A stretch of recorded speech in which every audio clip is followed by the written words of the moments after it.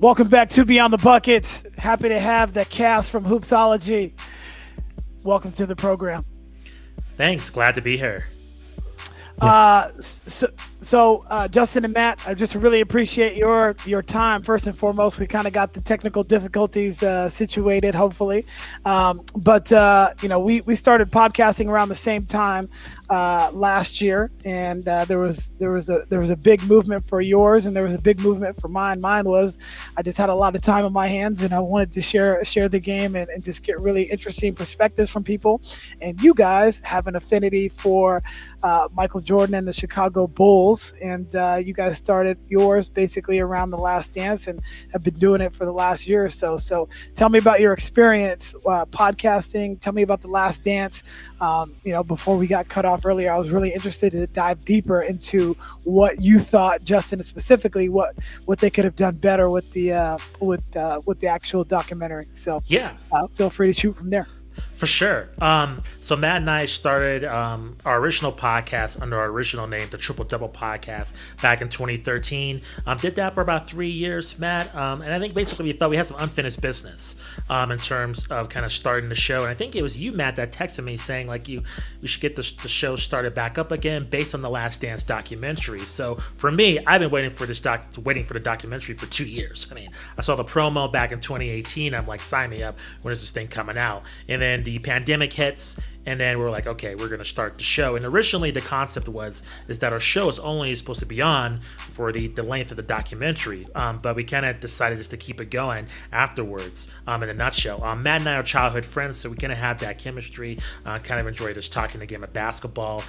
In regards to the Last Dance documentary, in my opinion, maybe I had too much insane expectations. I really liked it, but I know Matt enjoyed it a little bit more than I did, just based on the fact that when the trailers came out for it, I was expecting more behind the scenes of that last, I believe, 97-98 season. And what we got was more of a Michael Jordan, Chicago Bulls anthology documentary, which it's hard to complain about because I enjoyed a lot about it. Particularly the Dennis Rodman stuff with him and the wrestling stuff, because I grew up on that. So I remember seeing that as a little kid and just seeing that from a different perspective of Carmen Electra and just the teammates. I loved all that. But the promos were hyping people up for more of that last season. And I was a little bit disappointed about that, but still enjoyed it. I mean, it still was awesome. I mean, that was a time during the early parts of the pandemic where, there's no sports. So that was kind of like the Super Bowl at the time. So, I still enjoyed it, but I still had that gripe with it. All right. What about you, Matt? 100%. We talked about earlier, we wish there would have been more Karl Malone in it, would have added a lot of perspective, especially given that rivalry. We wished there would have been Luke Longley, because another thing that unites Justin and I in our fanhood of basketball is that we're both UNM Lobo alums. So Luke Longley is one of the few famous Lobos out there, semi-famous anyway. And he also clashed with MJ a bit, so it would have been interesting to hear that perspective too. But these are all minor criticisms. Anytime you give me Bulls content, 90s Bulls content, I'm not a diehard Bulls fan. Credit to Justin, he stuck with that team after the 90s. But anytime you get that 90s Bulls content, it's like pizza. There's no bad pizza. It's all good. Exactly. Right. So I believe it was produced by Jason Day, and he's done a bunch of really great documentaries. But specifically, he would join one of my favorite podcasts, Jalen and Jacoby, and talk about that after. Yes. And so he would spend 30 minutes with them. And there was just among your podcasts, there were so many other podcasts that were centered around that. Because if you are a basketball fan, like obviously we all are, that was such a big moment in our lives. And so growing up during that time period where you got to see, the beginning Jordan, the middle Jordan, and then the end, I guess the end would be post baseball. you got to kind of see all that. And so even for him, he was struggling to find ways to condense everything to meet a 10-hour platform, that's what they wanted to do. As far as that, it really could have been 20 hours if they really wanted to make it that. So it's just very, very interesting to see what you put in, what you put out, because they could have left out the Carmen Electra stuff, right? And they kept that in. They were able to fit that in. So I can't even imagine trying to cut down and piece together all those things that they were doing. It's definitely a terrific task, and their team did a fantastic job. Yeah, and I wonder now, seeing the results, if they would have preferred to air more of it, given the ratings it got, given that, I would have tuned into any of that content, even if it's like a slow bus ride to a game and half of the team is napping on the bus. I want to see anything with that season. And I know a lot of NBA fans are the same way. Yeah, I feel you, Matt. The Justice League recently came out with the Snyder Cut, and that's like, 2 more hours. I would like to see like an extended cut of this. So if there's like 10 more hours of footage, bring it on. I'm totally down just to see that, because even though I have my gripes aside, I really enjoyed the documentary. There's so much stuff just with Steve Kerr. I mean, I heard about, his father, what happened to him on another podcast, but still a lot of people didn't know about that. And just some other stories that were within that documentary in terms of Jordan's security stuff. I didn't know about that.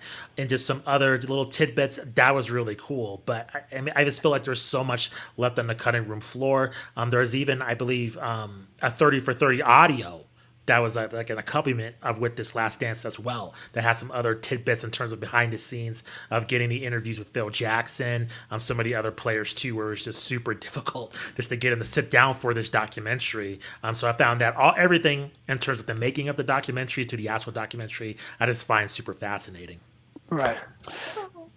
And also the exclusive Jordan interview content. We don't get a whole lot of that after his playing days are over.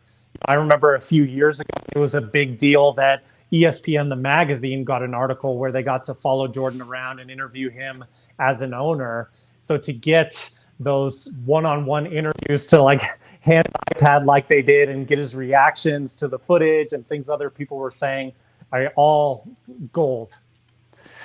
Yeah, and they talked about that, the giving the iPad. That's a technique that hasn't really been done a whole lot. And they just said, "Hey, this is what Isaiah said." And instead of saying, "Hey, this is what Isaiah said," take a look and then see. So those peer reactions were fantastic, other than Michael Jordan's tequila in his cup, but and everybody thought that was whiskey, but it was actually tequila. And ironically, right after that, all those bottles at Bevmo sold out. But that's another story for another day. But just that, and getting the pure reaction from right after you're watching the video, you don't have time to really, those guys have been so calculated with what they say and what they don't, and what they put out there. And I just think that was a fantastic technique to implement during these conversations, because he said that they were meeting for hours upon hours, over and over. And I guess the one thing that you could say is Jordan had the first right of refusal on anything. So anything that he didn't want in there was probably not going to. And I was actually surprised that he left some of those things, like with Isaiah and stuff like that, in there, because he could have had the first right of refusal. For sure. It's really the first, I believe, open and honest footage that we've seen from Michael Jordan throughout his entire playing career. We've seen him get emotional. We've seen him just really just be honest in some of his clips, and I really respected that. I really with a lot of the players too. And I think it was a really tough balance for those like myself who watched 30 for 30, so like the Bad Boys Pistons documentary, and then I believe there was the Larry Bird and Magic Johnson documentary. Some of the stuff within The Last Dance was already covered in that. Not to mention just there's a 1992 Dream Team documentary that came out on NBA TV. So I thought overall, despite my nitpicks, they actually did a pretty good job of summarizing that, because a lot of that material's already out on different platforms. So I thought that was, a delicate balance they had to strike. Also, to me personally, this is just this my own personal thing, not everybody else, but I found the wrestling stuff to be fascinating because I'm a huge pro wrestling fan. So I remember it from the opposite end of just seeing Dennis Rodman just popping up on Nitro. I didn't see it from the NBA Finals perspective of him, his actions punishing the team, and then him just because he's just in such immaculate shape, he was able to absorb that punishment, and the rest of the team, they had to suffer. So, I didn't know about that stuff from that end. So I found that pretty fascinating as well. And just also with Jordan himself, just that, I think, loneliness of just being a relentless competitor. And I don't know, it kind of, thinking about it also, it was really close to Kobe's death. I think it was maybe a month after, something like that.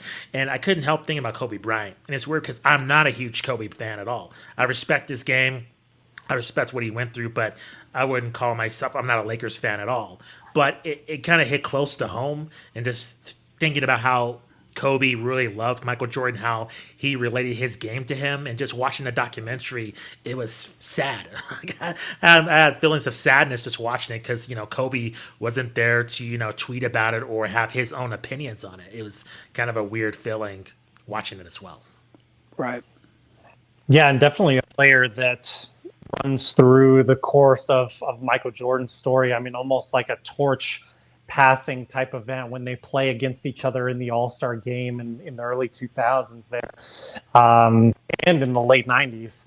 So, yeah, and one of the, to kind of get back to your point, Chris, one of the constant themes on our show that Justin, you especially are saying, if I can take your words, is that we kind of appreciate more of the honesty that we're getting from players nowadays, even at times when we disagree with them. Like, at least it seems like there are more honest opinions. You're absolutely right, Chris, that, it was a lot more polished back in the 90s, like especially with MJ. And he also obviously didn't have to deal with social media and things that we have today that can put players on the spot at times when they're doing, live streams or things like that. But it was super refreshing and unique to see Jordan reacting to those passes, like you're saying. I mean, we got that great GIF that I still like to use from time to time today in text message threads of him, laughing and shaking at Gary Payton. That was just amazing. You touched on it. Speaking of social media, if social media was around in those times, do you think they would have been able to go on the same run that they did with so much scrutiny? They already had scrutiny, but think of the 24-hour news cycle that we have, and especially the sports news cycle, where if you do go on IG Live, i.e. Paul Pierce this past weekend, I saw that. You can... you talked about the honesty. Well, that was pretty darn honest, showing, a bunch of different things that we won't really get into. But how honest do you really want these people to be when they bring their world into our world because of something that they put out there, or on the contrary, something that is going on with Kevin Durant right now and Michael Rappaport. That was exchange that they shared individually, but then was put out there. It's just an interesting situation. If you have the same social media coverage that you have now, back then, I don't know if they are able to get away from that. If Michael was out gambling in Atlantic City before a big Knicks game, how many people are going to put him under the flame? It's just, I don't know. I think they were in the right place at the right time, because the players now, yes, they are being more honest. They're picking where they want to share that honesty a lot of times, like on podcasts, or many of them have their own now. But I think that it would be extremely difficult. They already showed how difficult it is to even three-peat and how taxing that was. But even more so with the intense scrutiny of social media these days. Your thoughts? Yeah. Chris, to your point, I think for Jordan with the gambling, if social media was around back then, he probably would have put a stop to it just because he's so protective of his legacy. The problem when it came with Dennis Rodman, I think he, you mentioned that Paul Pierce video, time stabbed by 1,000, basically, every single day. That would have been Dennis Rodman, and I think there would have been a massive clash because back then, there was only newspapers. I mean, it's crazy. I mean, I can't believe I'm saying this. I'm 35, and it's weird have to talk about this generational gap and talking to, you know, other people that are way younger. They can't wrap their heads around not having social media. But back then, the only forms of really news was the local sports news and then Sports Center if you have cable. So with like Dennis Rodman's shenanigans, I was only privy to some of it. But with social media back then, that would have been a 24/7 cycle. I think it probably would have led to Rodman being kicked off the team, because before, in that documentary, he explained like, hey, I just need a day where I can just go off and do my thing and come back and no consequences. Well, that would have been a huge controversy, not only on social media, but back then, the only sports debate cycle was just sports talk radio. Now you have your Undisputeds of the world. You have your First Takes. You have all these talk shows that are going to be talking about it ad nauseum. It would have became a huge distraction when the game came around. So I think it would have led to probably Dennis Rodman being cut from the team because he's such a massive distraction. But yeah, I think it's just looking back on it, it would have caused some problems for sure. I think Jordan would have adapted, but the other players, I'm not sure. And also, too, you know, Jordan had a squeaky clean image. And I think that would have been another distraction. I mean, look, he punched Steve Kerr in practice. I mean, if social media was around, that would have leaked. And there probably would have been some video footage. And then that would have maybe tarnished his legacy forever. He would have been known as a jerk or whatever. So I think that would have really affected things as well. What do you think, Matt? Yeah, and to add to that, I mean, think of how much drama it caused when Horace Grant allegedly, there's still dispute between them, but talked to that author and gave, you know, kind of the inside scoop on what was going on, kind of the first glimpse that we had that, hey, maybe you don't want to be like Mike. Mike isn't squeaky clean like you might think he is, or like his public persona is. And that caused a lot of drama. That ultimately may have been what got Horace Grant kicked off the team and sent to the Orlando Magic. So you're right. I mean, it would have been a lot more inflammatory. Now, the side of me that will argue for the other side is, you know, Jordan and Pippen, but especially Jordan, they were at that peak, at that pinnacle against the rest of the league, so much so that they were kind of creating their own adversity by going out to the casino and gambling, or, you know, whatever the case may be. Now, social media is a totally different monster, and we'd all love to run a simulation and see how they would do, what that would look like. I mean, the only thing I can think of that would have saved them is if this is just more, you know, pinup material for Jordan in the locker room to kind of fuel that competitive spirit. But I don't know. I tend to think with social media, there's a point that we get to where it's overload for all of us as human beings. And I'm speaking more generally here now. But there is like a certain point where I don't think we as human beings were intended to process this much information. And I think that would have even gotten to maybe the greatest dynasty we've ever known in those 90 Chicago Bulls. No doubt. We could spend a whole, 10 hours talking about that For time. sure. But I'd like to change topic just a little bit. But staying on the podcast topic, you originally had this plan to just cover The Last Dance, and then it kind of evolved from there. What has been difficult about your podcasting journey? How have you been getting your guests? You've had some fantastic guests on your program, and I just really enjoy the stuff that you guys have put out.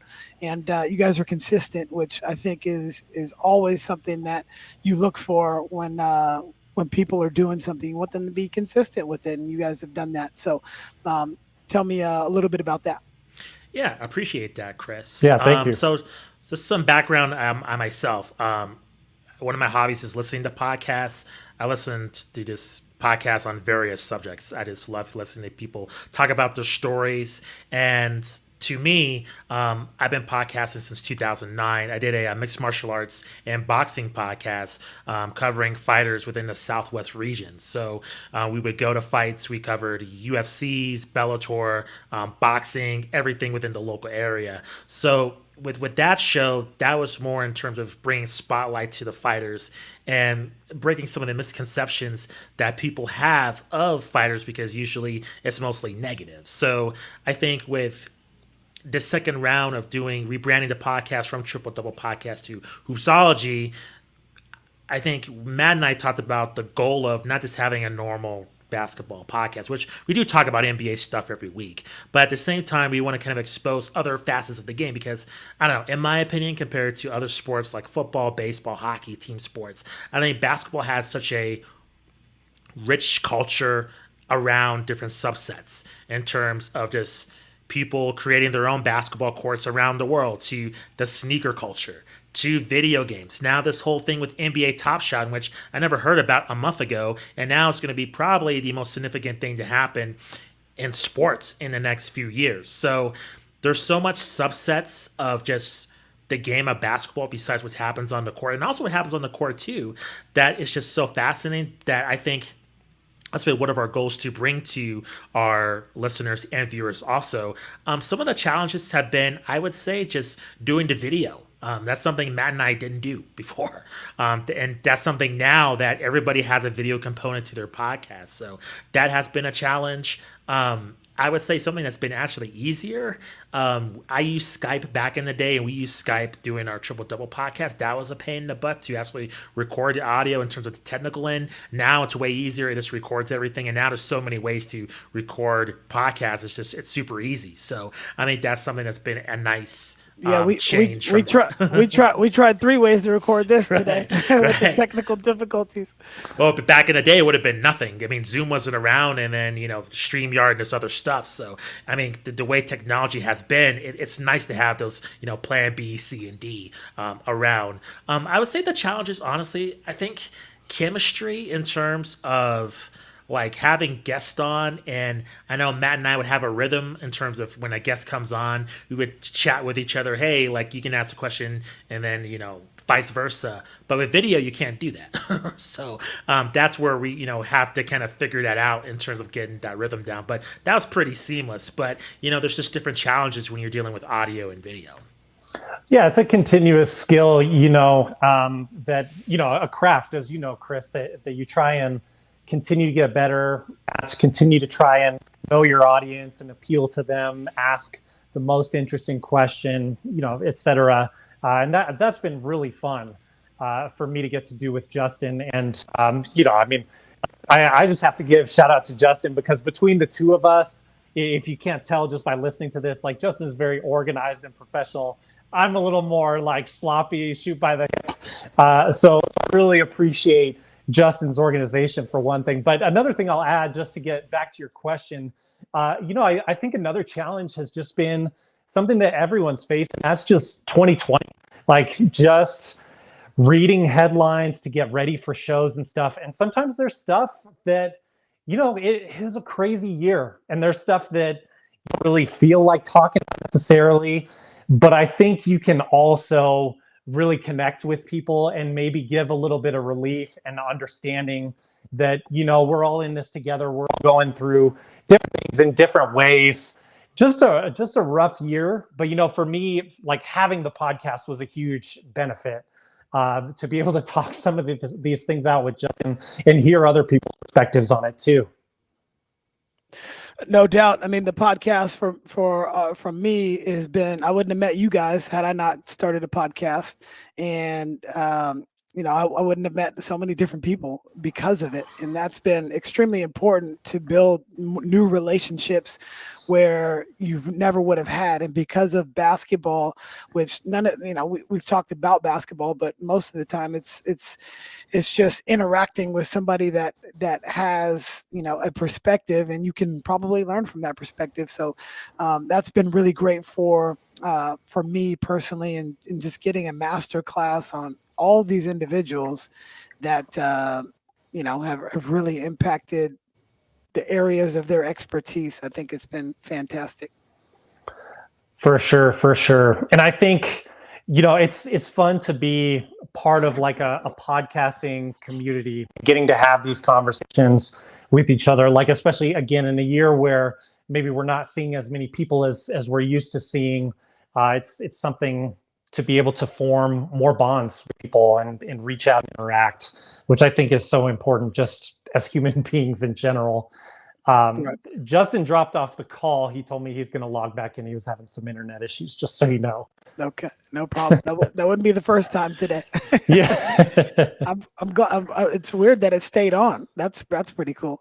How have you guys been able to get your guests in? Because for me, I just started with the inner circle of people that I knew, and I said, "Hey, would you want to come on this show?" And then it's transformed to people that I've met online, Twitter, Instagram, LinkedIn. You guys reached out, and I was happy to come on and share anything that I had. How have you guys been able to get your guests? Yeah, really. I have to give a huge back. I'm back. Sorry. Justin, I want to throw this question, Chris, just asked me to you. Sure, please. In terms of how have you been able to get the guests that you've been fortunate enough to interview? What have been your strategies on that? Yeah, for sure. And shout out to Matt real quick because, I've thrown a lot of stuff at him and he's been totally cool about like what I'm throwing at him. Fun. I'm like, oh, we're doing a thing about like NFTs and digital collectibles. We're doing a thing about, just sneakers or just this random, thing I found, and he's been totally down to do it. So I got to give props to Matt.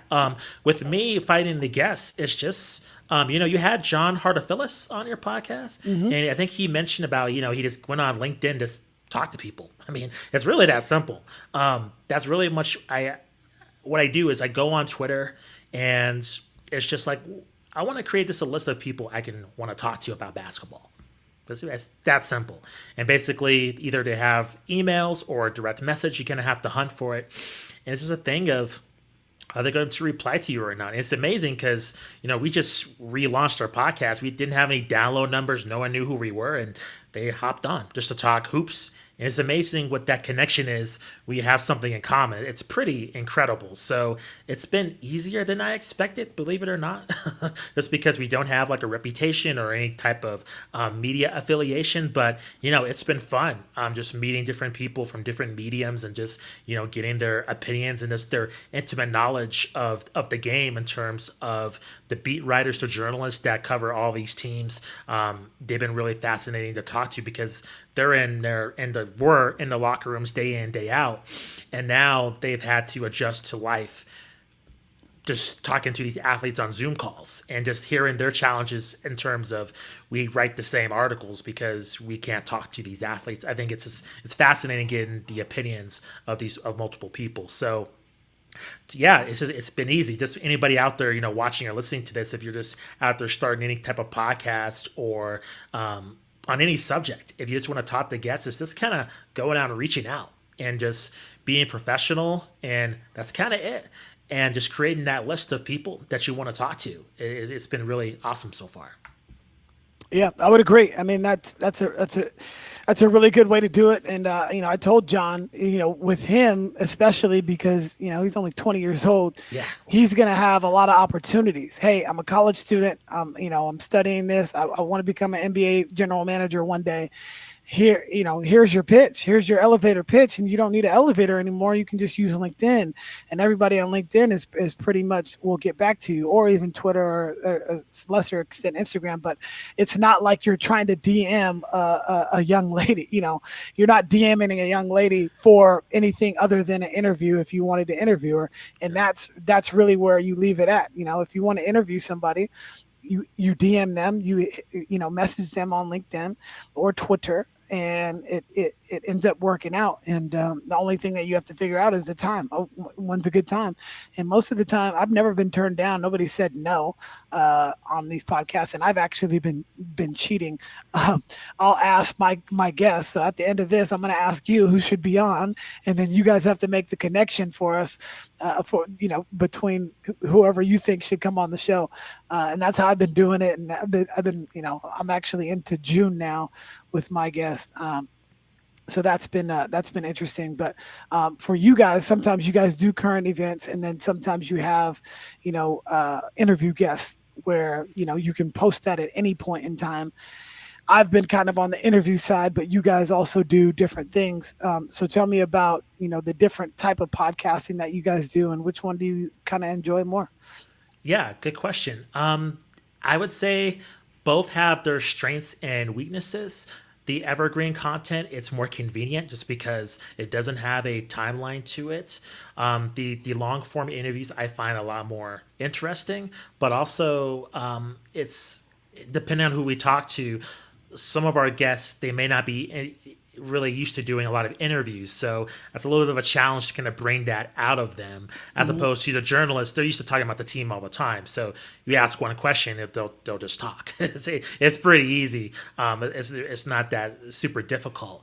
I would say kind of delving into, I don't know, both have really interesting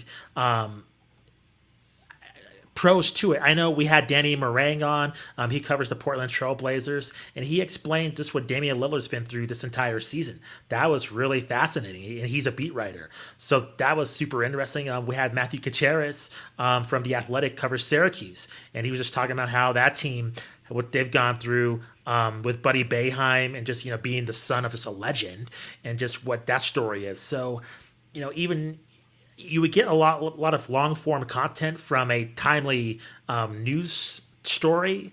I think that's been unexpected in getting those interviews. How about you, Matt? Because this is kind of new for you. I mean, it's kind of thrown you in the deep end in terms of all these interviews, and he's been awesome. And it's nice to have another person just doing the interviews with, because he'll think of something I never even thought of, and then we can just go off a follow-up question, and it'll go into a different direction. And that's what that's another thing. I've only done the interviews or whoever comes on by myself. So there's things I'll look back and be like, man, I should have asked that or something to that nature. So how is it working with a co-host? And did you guys have opportunities like where, oh man, I stepped on your toes there, and then you kind of, now you probably have a feel after a whole year doing it. But yeah, tell me about that. Go ahead, Matt. Yeah, I think we've kind of gotten in a rhythm as far as that goes. Definitely initially, I would be like kind of looking at my phone or my iPad for like Justin to text me like, hey, go ahead.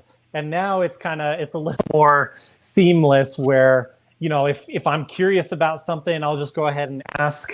Or if it's just a natural time to transition, you kind of, much like on a basketball court, you build a rhythm with your teammates. Same thing on like doing an interview together. You kind of build a rhythm with your co-host. And I think the other thing that's been kind of surprising to me, and in a way I'm ashamed to admit this, and this certainly isn't the case for every interviews, but I found that sometimes I can actually be a little bit better if I know very little about the topic at hand.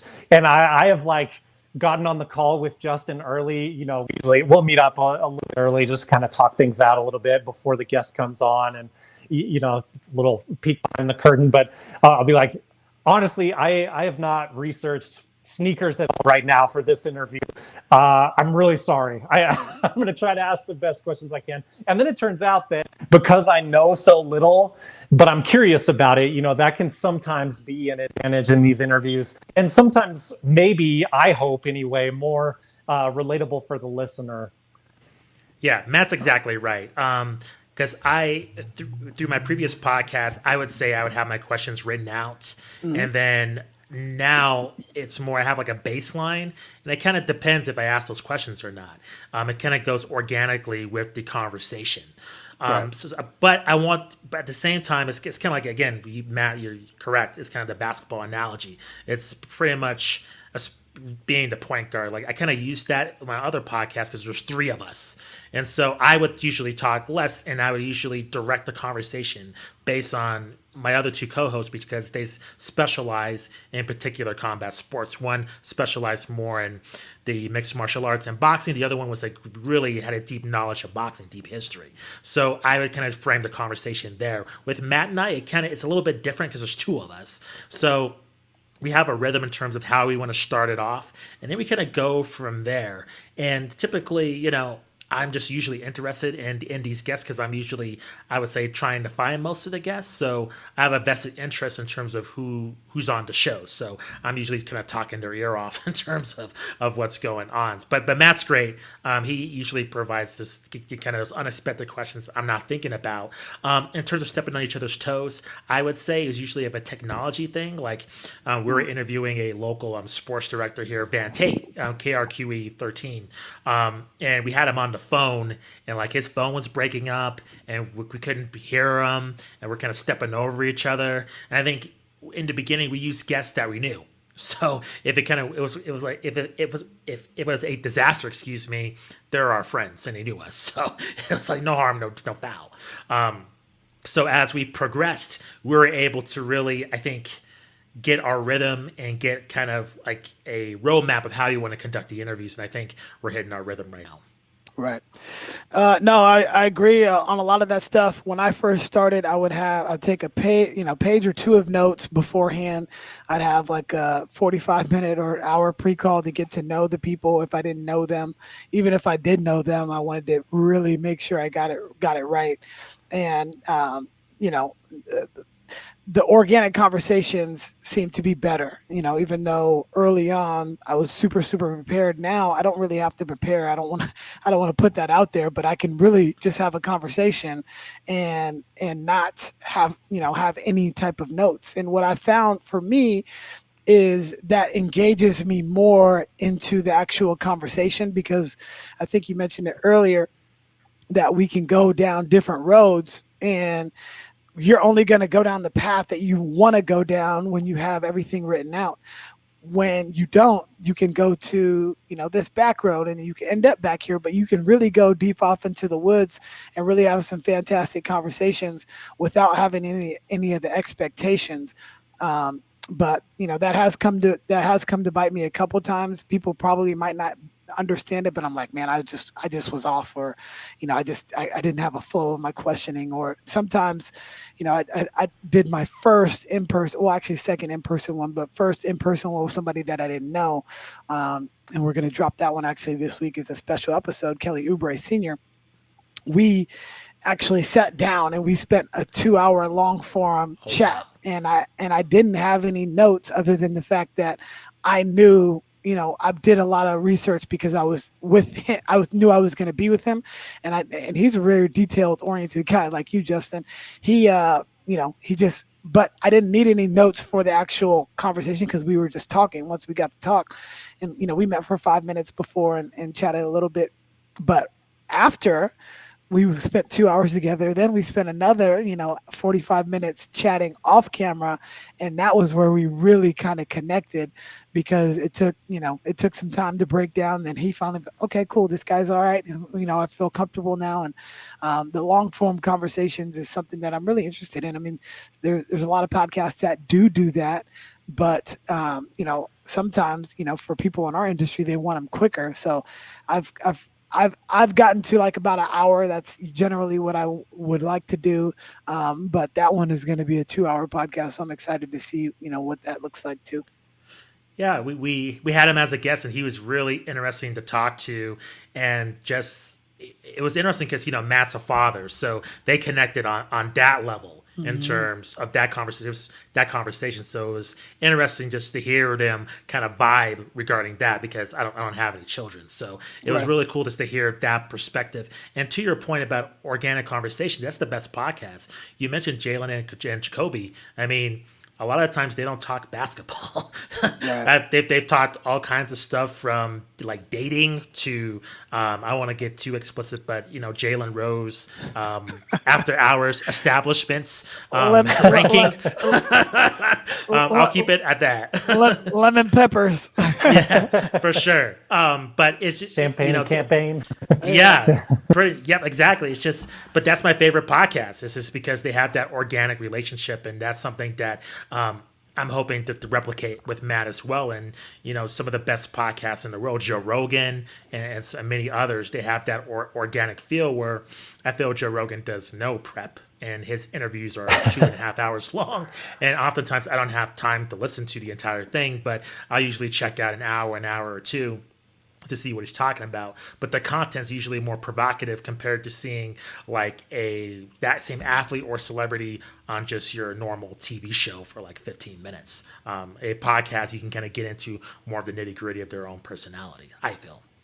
Yeah, you took the words out of my mouth there, Justin. I was going to allude to Joe Rogan, arguably the most successful podcaster in history, and he does very, very long form content. I think what people gravitate to most of all is authenticity. If you can be authentic, if you guys can have fun in your interview, usually that's going to be, I think, the best formula for success.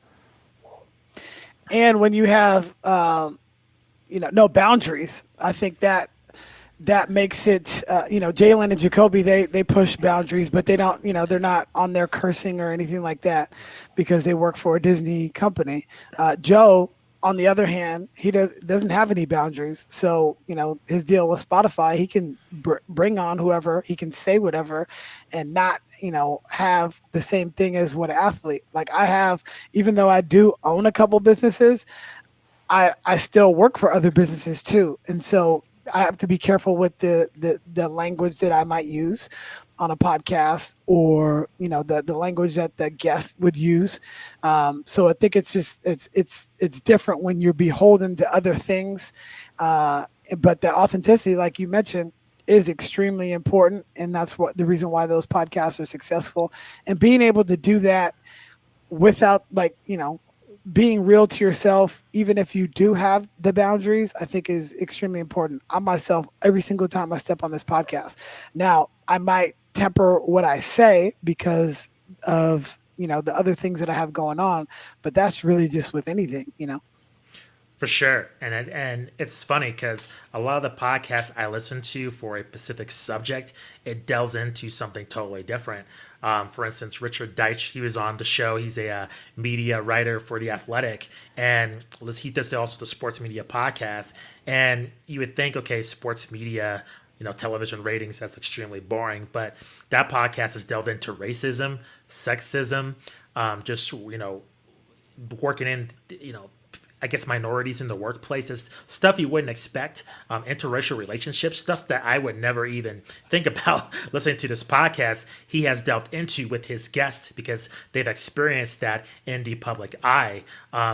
And same thing goes to another podcast called The Art of Wrestling. It stars a wrestler, Cole Cabana, and just stuff about anxiety and just body image, the stuff you wouldn't expect. You get that in just these long form conversations.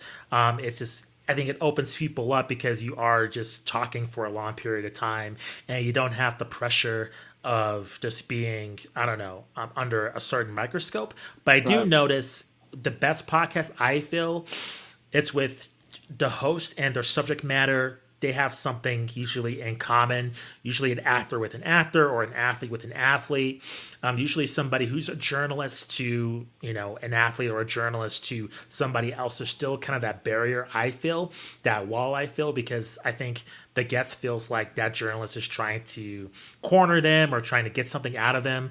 Or if you're with a peer, I think you're willing to open up. Like we've seen that even with LeBron James's The Barbershop, or I forgot what it's called, but on HBO. Yep, The Shop. There you go. Or in The Boardroom too with Kevin Durant on ESPN Plus, where when they're around their own kind of environment, they're able to open up more compared to they could be the best journalist ever, but you're not going to get that same access compared to, that one-on-one with that, hey, this is, I played against this guy. I can be more open, compared to this journalist. I have to really watch what I say. Right. They're brothers in arms, so to speak. Yeah. So what is your, ultimate goal with the podcasting? And I didn't even ask you what you do outside of the podcast world, but maybe I'll start with that and then you tell me from there. And maybe we'll start with Matt this time. Yeah, go ahead, Matt. Sure. Yeah. Outside of the podcast, I'm a strength and conditioning coach. So that's my day job, so to speak. And I think sometimes that can give a unique perspective to the podcast and how we analyze the major headlines. Like a lot of times I think The media can be a little bit out of touch with things like recovery modalities, recovery timelines, specific things that you go through when you experience an injury. But not to fault them. I mean, that's not their area of expertise. And in terms of the podcast, we're and I think what I've wanted us to do, we're being consistent. We're having a lot of fun doing it. So I want to keep on doing that. Keep growing the audience, of course, reaching more people, and keep chatting with Justin like I've done basically since middle school. Justin, you go ahead. Yeah, I agree with you, Matt. I work in public relations. I've done that for almost 8 years. I guess in terms of the goal of the show, it's just basically do what we want to do. Like we're having like a Last Dance panel with our friends. So like we're going to recap the Last Dance. We have maybe some other plans. I don't want to jinx or spoil anything, so we'll just kind of see what happens there. But I think with me, it was like just thinking about it. My frame of basketball before relaunching this podcast was, I'll admit it, that really the NBA and WNBA. But starting to think about it, it's like, well, I know about the Drew League. I know about, the basketball tournament. I know about the Harlem Globetrotters and, street ball in terms of, Rucker Park and all these other things that have a loose knowledge of. But what if I'm, able to bring that to other people that may not know about it? And it's just such a rich history of the game. And also a lot of what I found, I don't know, this may be the same in other sports, but with basketball, there's a sense of respect even if you don't reach the professional level. So if you're doing your thing as a dunker, or you're playing street ball, or you're playing in the Drew League but never reached the league, there's that kind of code of respect from even NBA players to those other players that may have not ever become a professional that's still there. So I think there's that line of respect that can be exposed to an audience that's, used to just watching LeBron James highlights on a daily basis. So that's our plan. I think, Matt, I don't think I've told you about this, but I don't know if you ever heard of this, Chris. It's called the basketball tournament. Basically, it's for $2 million. It's kind of anybody can form their own team. And I found out today that the school that we went to, the University of New Mexico, they're forming their own team. It has J.R. Giddens. I'm trying to think who else. His former Lobos are going to be on that team. So I'm fascinated to see their journey. All these Lobos that they have some unfinished business just because it's a peek into our heartbreak, Chris. Our local basketball team has never made the Sweet 16 of the tournament. So I think with these guys, I think they feel like, competing in this tournament, they can get some redemption. So that's something that overall, just to your point, Chris, we want to bring into the unknown stories that people may not know that's linked to the game of basketball. Not to mention, too, we've done, documentary reviews, too. So, Space Jam's coming out, Space Jam 2. So I know we're going to review that movie, I think, and along with the first Space Jam as well. So there's so much stuff. I mean, your mind just goes completely nuts with ideas once you just expand besides just covering the NBA on a daily basis. So. Right. How are you mindful of your time when it comes to this sort of thing? Because this is a passion that we have, it's a passion project, and, eventually, hopefully it can be monetized at some point. For me, I don't know about for you guys, but that would be cool. But I'm fine with how it's going for right now. And I honestly don't even have a long-term goal for the podcast. I know that I enjoy it and I'm going to continue to do it. And, if things come from it, great. If they don't, it's great to make these relationships. So when I come to New Mexico, I've got two guys that I can reach out to and say, hey, I'm in town. And obviously post COVID, go out to eat or whatever the case may be. And same thing when you guys come to California, that's been really cool. I can literally say almost, out of all the guests that we've had, I can probably call any one of them, say, hey, I'm in town, and we would meet up. And that for me has been one of the most important pieces. So I forgot where I was going with that, but yeah. No, go ahead, Matt. Yeah, I think in terms of managing time is what you're getting at there, Chris, if I remember right. I think it's, for me anyway, it's easy to manage time with this because we're having so much fun with it.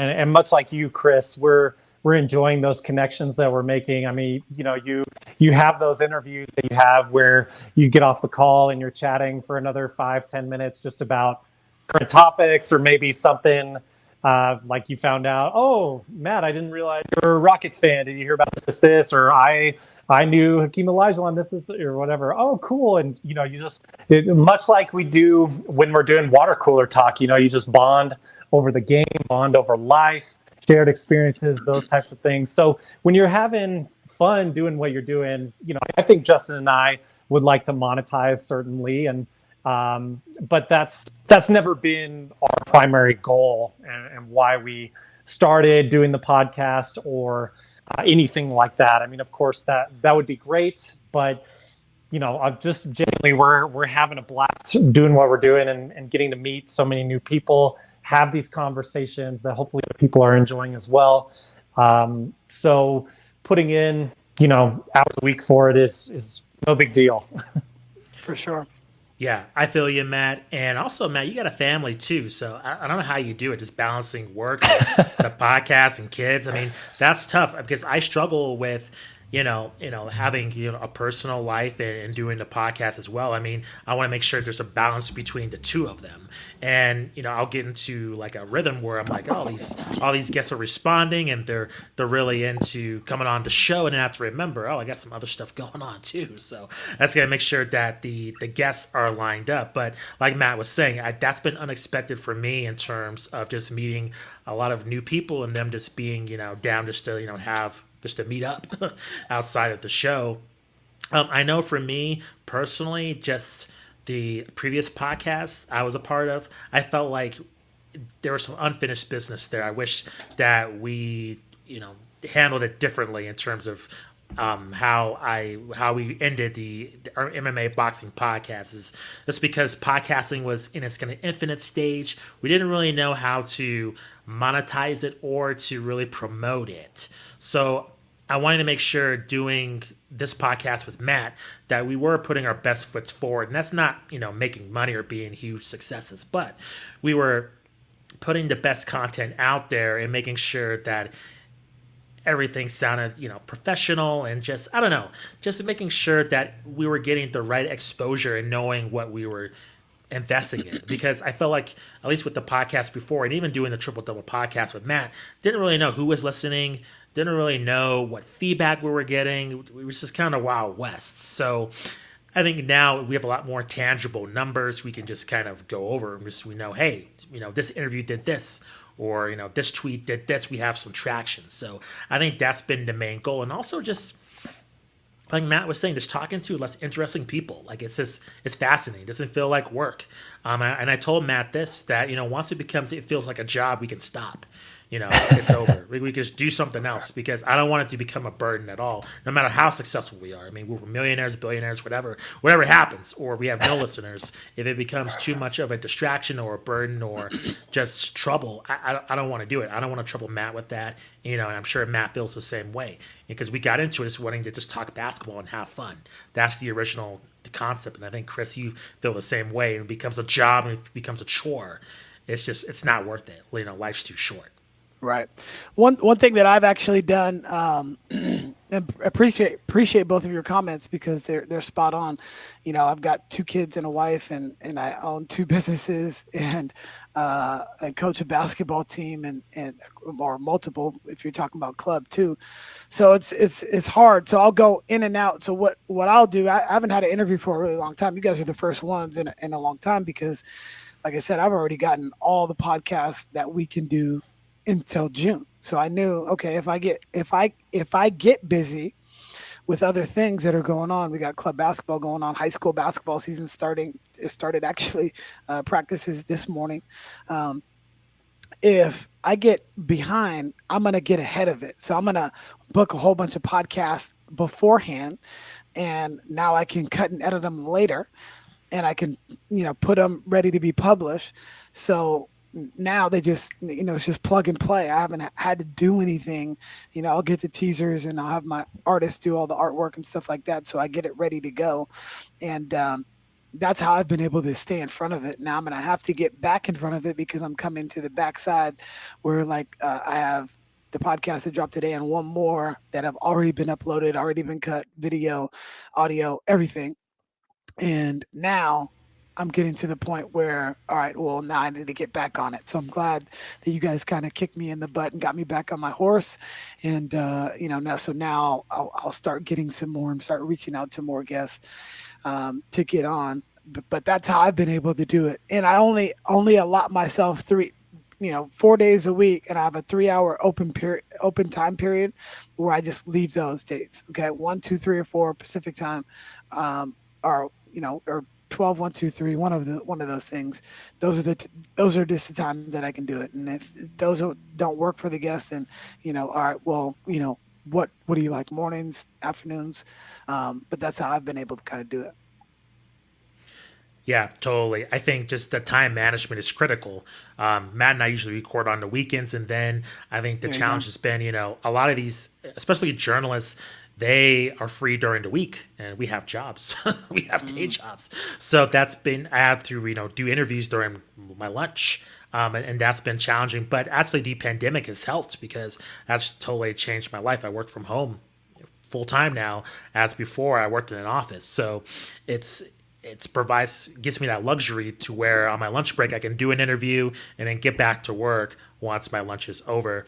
And then, like you're saying, Chris, we have interviews pretty much booked through April, and we have some evergreen interviews, so it makes life a lot easier where we can just record a couple on Saturday, record a couple on Sunday, and then just send it out through the rest of the week, and we're good. So just kind of doing all that work kind of all at once, just make life easier.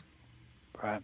Well, I know we all kind of got time management. We got pushed back about 30 minutes, but plug anything that you guys have right now, so any of the listeners to my podcast can tune into yours.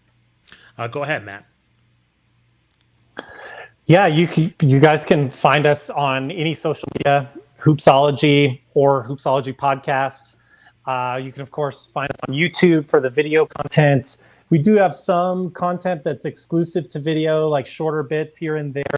But most of our stuff is on the podcast, which you can listen to anywhere, Hoopsology Podcast.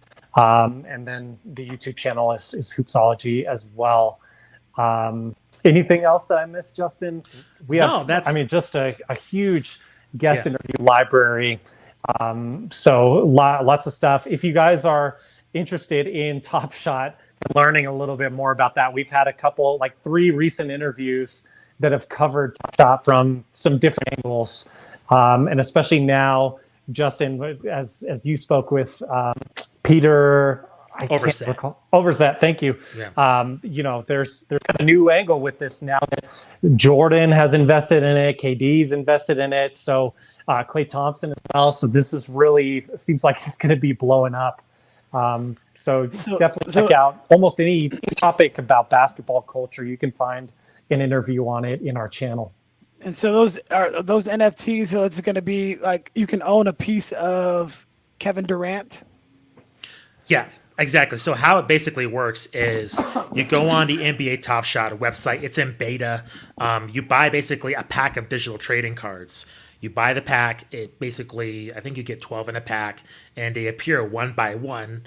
And you just click on it, and there's music in the background, kind of creates an ambiance experience. Open it, and it gives you a highlight. So the key with these trading cards is that they don't go like in poor condition. They're not like regular trading cards, they're digital. So what you're looking for is not only the star player, but the play itself and the serial number. You want to make sure that the serial number is as low as possible. The lower the serial number, the rarity the card is. And so now, because everybody's flocking to it, within recent months, the prices of these cards are massively inflated, and everybody wants to get rich. But people have discovered also it's cool to have your own collection of highlights. And I think it's weird because I went from completely hitting on this, thinking this is stupid, thinking I can just go on YouTube and get these highlights. But then thinking about it, YouTube, you watch a game, and the highlights are in the games, where with these trading cards, these are moments that you could collect. So you could have these moments of LeBron, Kevin Durant, James Harden, Damian Lillard, etc. And now what's happening with Michael Jordan being involved, and the assumption is that you might see a Jordan top NBA Top Shot card. Is that you'll see past players and you'll have your own collection, and then it's just going to get more insane from there. So it's in the infancy. I feel like it hasn't really blown up yet, but once you get like the main NBA community being involved, it's going to be a major player, because I really feel like this is going to overtake fantasy. I know that's just a big take, but just being able just to buy your own, trading card, just watching the highlights, you see, this random player dunk, and it's an incredible highlight, and there's going to be a huge fight on NBA Top Shot to own this digital collectible. I think it's going to be a huge, huge factor, not only within just the NBA, but they have a deal with the company behind it, Dapper Labs, has a deal with the UFC. They mentioned the WNBA, and the NFL has expressed interest, so it's just going to be a huge factor within the next coming years. Right. What's Serena Williams' husband's name? He's a big time. I don't know off the top of my head. He's a big time investor, but he's involved with some of this stuff too, and NFTs. I was talking to my father-in-law yesterday at Easter about all that stuff, and blockchain and how that it's just interesting, this new digital age. But for sure, I really appreciate you guys for joining the podcast, and I'm gonna do what I always do and ask, kind of like what is it? All the Smoke, Steven Jackson and Matt Barnes. They always ask. So if somebody should be on the show, who should it be? And you got to make the connection. So basically, who should be on your show as a guest? Yes, and if you want guests too, I'm happy to help you out too. I will say Ryan O'Leary. He lives in Sweden. He covers the courts of the world. So basically, his it's not really even a job; it's a passion project. He covers courts from across the world, and it's this beautiful artwork. And he's a huge Golden State Warriors fan, and he's just really fascinating to talk to.